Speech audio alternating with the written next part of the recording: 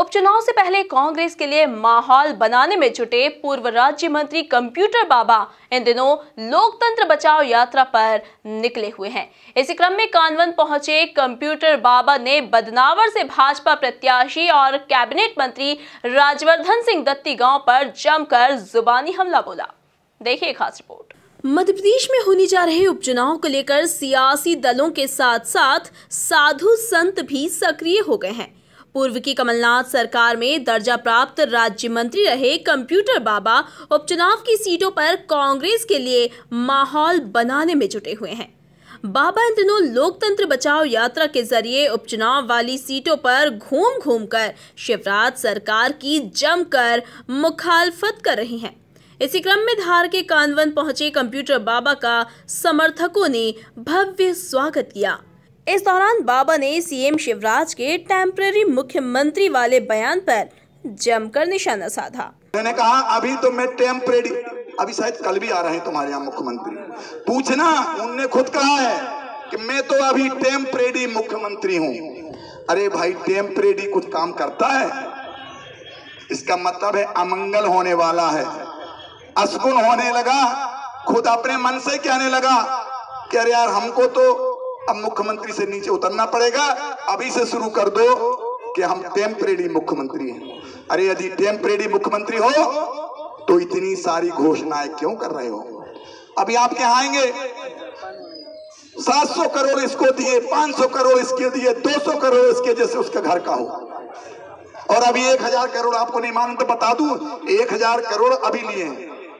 अभी 8 दिन पहले 1000 करोड़ लिए कि नहीं लिए? 1000 करोड़ लिए। तो जबरन का ये घोषणा ना करो, झूठ मत बोलो। 15 महीने की सरकार को, चुनी हुई जनता की सरकार को गिरा दिया और 25 गद्दारों को नोट देकर करोड़ों रुपए। अब लोग कहते हैं 35, कुछ कहते हैं 45, कुछ कहते हैं मंत्रियों को 50 और विधायकों को 35। अब ऊपरी वाला जाने इनने कितने करोड़ रुपए लिए हैं। इन्होंने 3 बातों का सौदा किया है। इन गद्दारों ने 3 बात का, एक 25 गद्दार में आपके यहाँ का भी गद्दार है, मालूम हो गया ना? जिसे आपने भरोसा जताया वो गद्दार निकला, वो है दत्ती गांव। मैं आप सबसे कहना चाहूंगा कि अब धर्म और अधर्म की लड़ाई है। एक तरफ धर्म है तो दूसरे तरफ अधर्म है। धर्म के साथ जनता जनार्दन मतदाता साधु संत खड़े हैं, तो अधर्म के साथ शिवराज सरकार और 25 गद्दार खड़े, 25 गद्दार खड़े हुए। अब ये जनता तुम्हें सबक सिखाएगी। अरे तुम पूछ लेते, तुम्हें पूछना था कि हमें कमलनाथ सरकार, कमलनाथ जी हमारी नहीं सुन रहे हैं। जनता के सामने आते, जैसे अभी आने वाले हो, अभी आएंगे, जनता के सामने आते और उनसे कहते कि हमारे साथ तकलीफ हो रही थी, जनता सब मिलकर के तुम्हारा साथ देती, और नहीं तो जनता कहती कि नहीं। देखिए, मैं इसका उदाहरण बताता हूं। मैंने एक यात्रा, हम पूरे संत समाज निकाल रहे थे, नर्मदा घोटाला यात्रा शिवराज के विरोध में साधु संत निकाल रहे थे।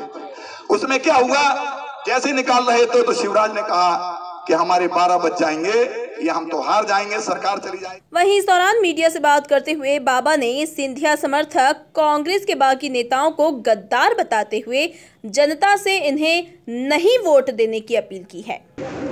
साधु संत आज से नहीं, पहले से जब भी कोई गलत होता था, इस धरती में अत्याचार होने लगता था, तो साधु संत उस समय खड़े होते थे। पूरा साधु समाज को लगा कि लोग तो हमारे देश में, हमारे प्रदेश की जनता त्राही त्राही करने लगी। क्यों? कि लोकतंत्र की हत्या, प्रजातंत्र की हत्या, संविधान को कुचला जा रहा है। तो संत को बैठा नहीं गया, क्योंकि जिस देश में रहते हैं, जिस प्रदेश में रहते हैं, जिस गांव में रहते हैं, हमारा दायित्व बनता है उस नियम का पालन करें, संविधान का पालन करें। इसलिए हम लोगों ने सोचा कि ये जो 25 गद्दार हैं, इस 25 गद्दारों ने नोट लिए हैं, करोड़ों रुपए लेकर के इन्होंने इस्तीफा देकर के सरकार धोखे और खरीद फरोख्त की सरकार बना दी। इसलिए पूरा संत समाज ने कहा कि ये दोबारा फिर जीतने की कोशिश करेंगे झूठ बोल के और लोकतंत्र की पुनः फिर हत्या करेंगे। इनका भरोसा नहीं, अभी जितने लिए हैं उनसे डबल में ये बिक जाएंगे। इसलिए पूरा संत समाज उपचुनाव में जा रहा है और जनता से निवेदन कर रहा है कि आप वोट जिसे देना हो उसे दें। इन गद्दारों को छोड़ें, इन गद्दारों को वोट नहीं देना, क्योंकि इन्होंने लोकतंत्र की हत्या की है। ये बेईमान है और मक्कार है। तो धर्म में राजनीति कहाँ तो उचित है? देखिए, राजनीति धर्म से होना चाहिए और ये राजनीति की बात नहीं, ये धर्म के साथ में ये देश के हित की बात है। जब लोकतंत्र की बात होती, संविधान को बचाए रखना, संविधान को जीवित रखना, संविधान की रक्षा करना, लोकतंत्र की रक्षा करना संतों के साथ साथ मीडिया बंधुओं का भी कर्तव्य है और जनता जनार्दन और नेताओं को भी कर्तव्य है कि वो नियम का पालन करें, संविधान का पालन करें। आपने देखा होगा जब 26 जनवरी आती है तो 26 जनवरी में हमारा गणतंत्र दिवस मनाया जाता है। इसलिए मनाया जाता है कि हम नियम का पालन करें, जो हमारे संविधान है उसका पालन करें। पर क्या संविधान का पालन इन्होंने नहीं किया, इसलिए संत समाज मैदान में आया है और इन गद्दारों को तो जीतने नहीं देंगे। इसलिए नहीं जीतने देंगे कि जनता इन्हें जीतने नहीं देगी। जनता से हम सब संत समाज अनुरोध करेंगे। वो तो संत समाज कहाँ तक मतलब समर्थन में रहेगा? मैं तो जिंदगी भर, हम लोग कोई भी हो, यही काम यदि कमलनाथ सरकार करती तो हम लोग सब उनके विरोध में भी खड़े होते। पर ये शिवराज सरकार ने करोड़ों रुपए देकर खरीद के जनता की बनी हुई सरकार को गिरा दी और ये गद्दारों को मिला करके खरीद फरोख्त करके सरकार बना ली। इनको जनता का भरोसा नहीं था, इसलिए अब जनता इनको जवाब दी। जो संत समाज की आगामी योजना क्या है? यही हमारे तो 18 विधानसभा में जहाँ जहाँ ये गद्दार पैदा हो गए हैं, लोकतंत्र की जिन्होंने हत्या की है, संविधान का कुचला है, पूरा संत समाज हर विधानसभा में जाएगा, जनता से जनार्दन से अनुरोध करेगा और कहेगा कि इन गद्दारों को वोट ना दें और इन गद्दारों को बाहर भगाएं। साथ में अभी हम उसके पूर्व में हम मंदसौर तरफ गए, लगा पूरे जनता का इतना आक्रोश है।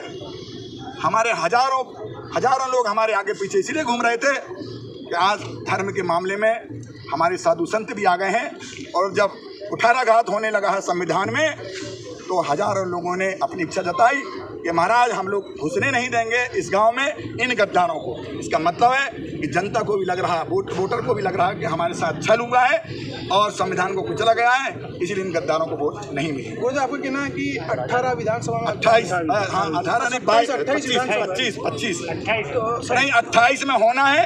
पर हमें गद्दारों के पास जाना, 3 तो स्वर्गवासी हुए थे, हमें उनसे लेना देना नहीं है। पर जो 25 गद्दार पैदा हुए हैं जिन्होंने लोकतंत्र की हत्या की है, इनके पीछे हम लोग जाएंगे, जनता से अनुरोध करेंगे। कुल मिलाकर 25 विधानसभा सीटों पर कंप्यूटर बाबा की ये यात्रा उपचुनाव में कांग्रेस के लिए कितना फायदेमंद होती है, ये तो चुनाव परिणाम ही बताएंगे। बदनावर से MP न्यूज़ के लिए विशाल राव की रिपोर्ट।